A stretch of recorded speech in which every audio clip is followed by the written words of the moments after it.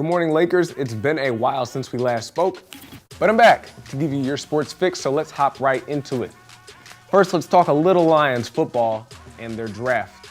So many fans were not in favor of how the Lions drafted. I'll be honest, I'm one of those fans. I like the players. I actually think the first 4 picks can be day one contributors. However, the value at where they drafted them is where I'm a little upset about.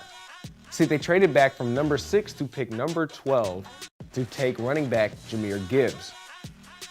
This shocked the entire NFL. I thought Gibbs was extremely electric and productive and probably the best player in the draft in open space.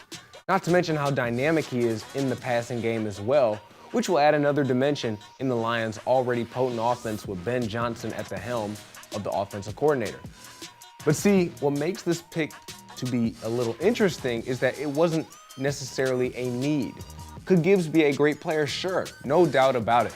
I see extreme talent in this guy. However, the Lions needed to address the defensive line, and Jalen Carter was in your lap at number 6, and you pass on a generational talent. Now that is a gutsy move. And now I still trust Brad Holmes as he is a draft wizard, but it was questionable at best, to say the least, especially because of the shelf life of running backs in the National Football League, where you're only going to get about 3 to 5 years of production on average until you see a decline or a fall off, or you don't feel like paying them in their second contract. This is why I, for one, am not necessarily in favor of drafting running backs in the first round, because the value just isn't there for me when I'm looking at a league where games and teams are run by committee, which is what we are going to see with the Lions. So why trade back in the draft to take a running back at 12 to have him become the second option to a recently signed free agent David Montgomery? I don't care how good he is. You spent a 12 overall pick on a player who isn't necessarily even the feature back, just a really good depth piece to add to the offense when you could have gotten him either in the second round. It doesn't necessarily make sense in my very humble opinion. When you could have gotten him in the second round, and if you didn't, guess what? That's fine. You can find value at the running back position at any point in the draft. Many teams have done this before. Maybe not one that can fill that role as well, like Jahmyr Gibbs, or serviceable enough, but you could still find value. You had Devin Ackley, Tajay Spears, Tank Bigsby, or even Israel Adekanda. Running backs are a dime a dozen, where you can get great value in the later rounds, which is why I don't see the rationale, for drafting Gibbs. Now at 18, you draft Jack Campbell, who I, for one, was really high on coming out of the draft out of Iowa. However, he's another guy that could have gotten in the second round as well. However, I wouldn't be as skeptical about this pick if we got a D lineman with 6 or even 12. This is because I think Campbell is going to be a stud. He's 6'5", 250, and is cat quick, running some of the fastest 3-cone drills at the combine we have ever seen out of the linebacker position. Personally, I think he will be a great player at the next level, and if he is your guy, he's your guy, so take him. However, the draft is all about value, which I've said this word a lot, and I'm going to say it again. It isn't always what player you get, but where you take him. Say the Lions didn't get Gibbs in the first round, but decided to take Jalen Carter at 6 and an edge rusher at 18, preferably Nolan Smith for this example, and then take Jack Campbell at 34.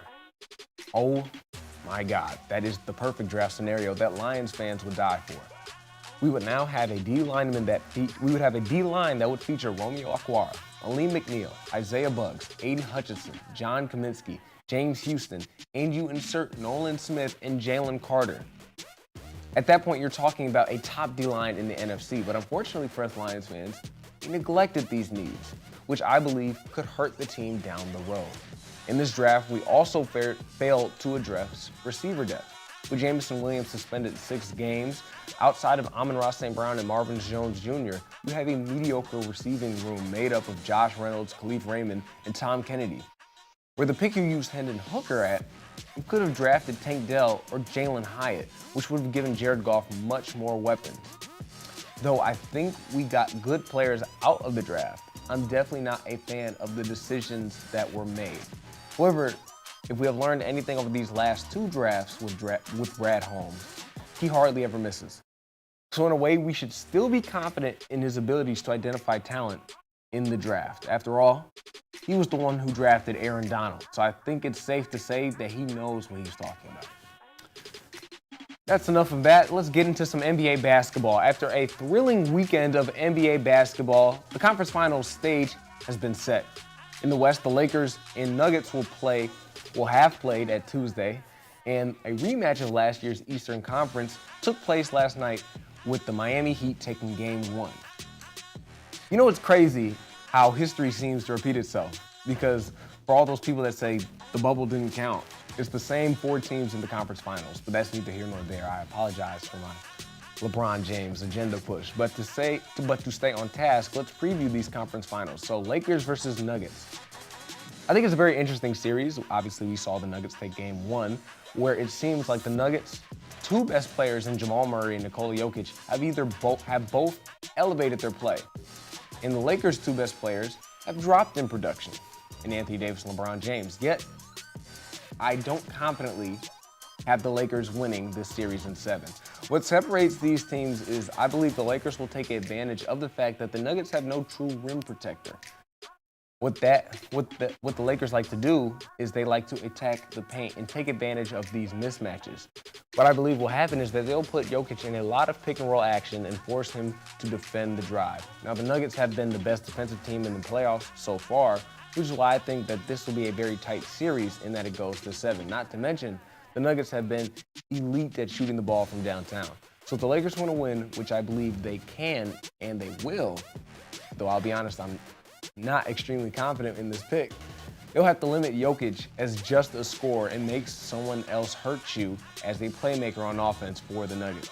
If he is able to assert his dominance in both facets of the offense consistently, which we saw on Tuesday night, the Lakers lose the series point blank. Also, if the Nuggets are able to pull Anthony Davis away from the basket and not make him the help defender on Jokic and get consistent looks at the rim, I also believe the Lakers are in trouble because I will open so many Nuggets three-point shooting shots, which we saw again on Tuesday, to get hot, which we all know that they can get at any moment.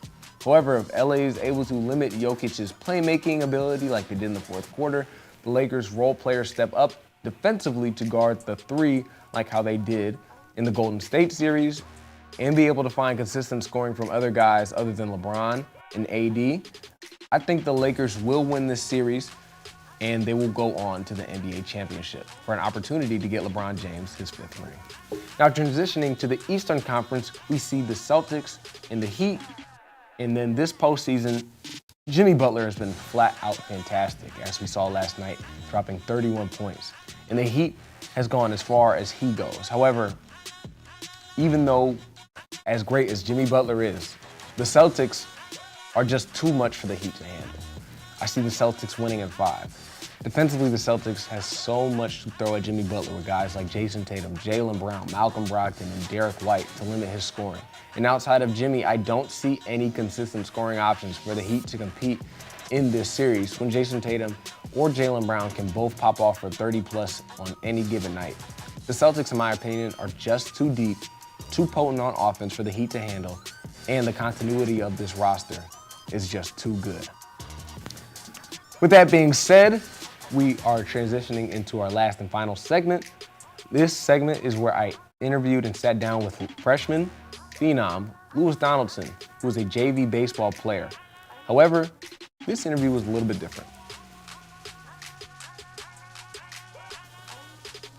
For the first time, actually, we have an underclassman with us. His name is Lewis Donaldson, and he is a JV baseball player for our very own Lakers. How are you doing, Lewis? I'm good. How are you?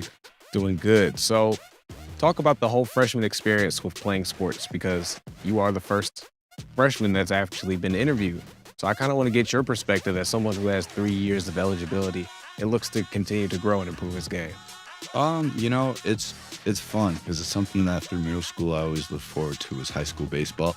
So it's really fun to kind of finally get to do that and play for your school. Right. You're not on freshman, you're on JV. So talk a little bit about that. Was there any growing pains, starting off at a little bit of a higher level? And talk about that difference between, middle school baseball and baseball in high school. In middle school, it's all travel baseball, right? So I kind of, throughout middle school, I kind of bounced up the levels of travel baseball. And I feel like that did a pretty good job of preparing me for the high school level, because as I started playing more advanced in middle school, I think I'm ready for the high school level now. Mm-hmm.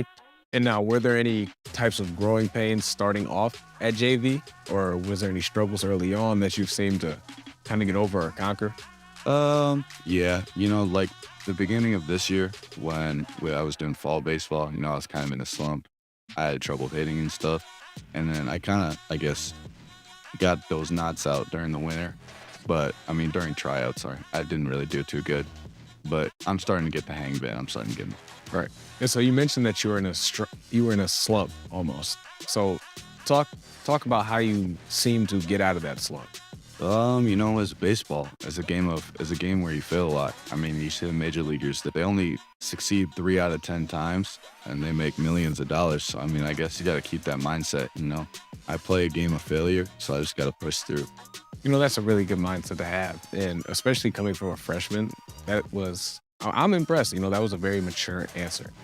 with you being a freshman, do you look at this year as more of development for you individually and how you plan to contribute on the varsity level in the upcoming years? Or do you still look at each game as, you got to win? Not saying you don't want to win, obviously.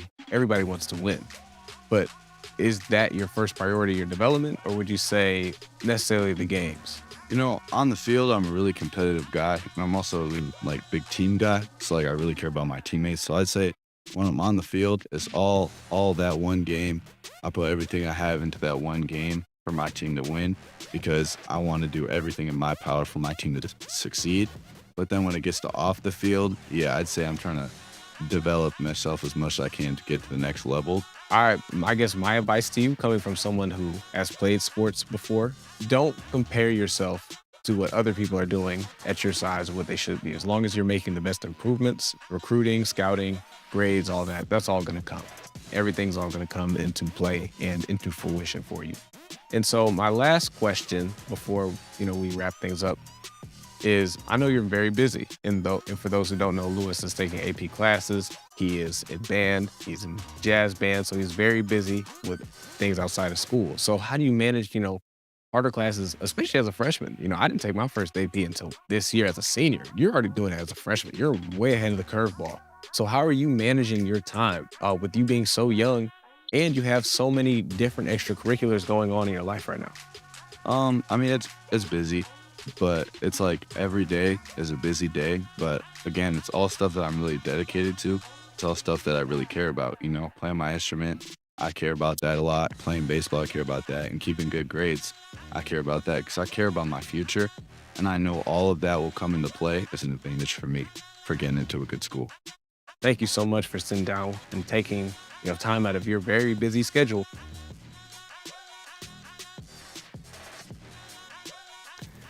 And that's all the time we have for this week's sports segment. Thank you so much for sticking to the end. If you did, you can catch us on WB Spectrum, our social media websites, or our live Laker Update YouTube channel. That's all for this week's segment. Have a great day, Lakers.